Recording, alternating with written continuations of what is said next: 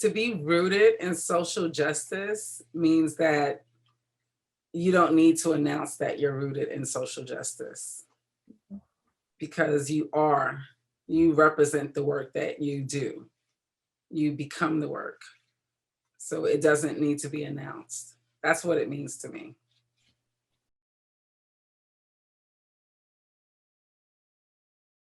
Restorative justice, which is linked to, in my mind, to Sankofa. And Sankofa is a Ghanaian principle to return back to something so you can retrieve the lessons and forge ahead in victory.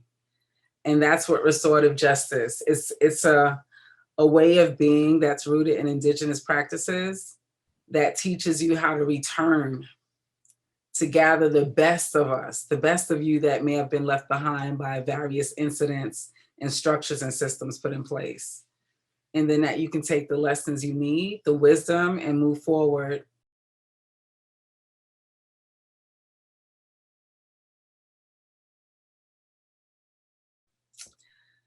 I think we can censor the voices of indigenous folk in this work by maintaining a sense of fidelity to their practice, to their process, you know, and not try to co-opt and contort it into something different, you know, but just understand that it is above good enough because it's the process that they're using and we're using, you know, to engage people for healing, you know, and to lessen harm in the communities.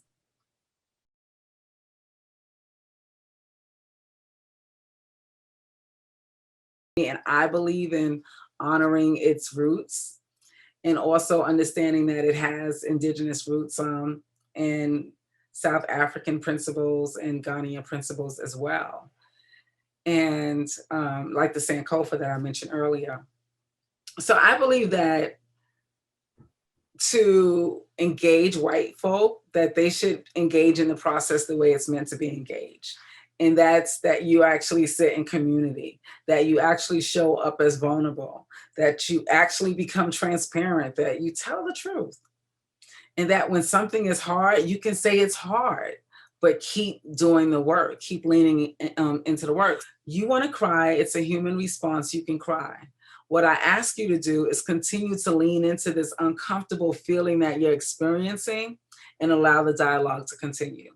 Because to me, white fragility is really if there's a person that is trying to interrupt the process because they're uncomfortable with the process. I think for me, the message to my white brethren is time for you to stop studying other cultures. It's time for you to study you. Figure out what makes you lean into this thing that you want to just say all lives matter when you hear somebody say Black lives matter.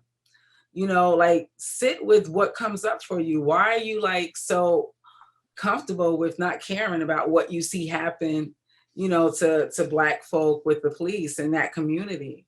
You know, so it's like, just see yourself. That's what I want them to do. And just to be able to hold space for them to do that and let them know that they're being held.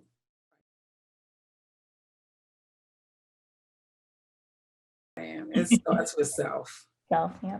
It does, because everyone says like, well, it's systemic and it's this, but if we keep bringing it down to its minor part, it's always going to root back to a person that wrote a policy, that implemented a procedure, that created a behavior, that turned into a culture.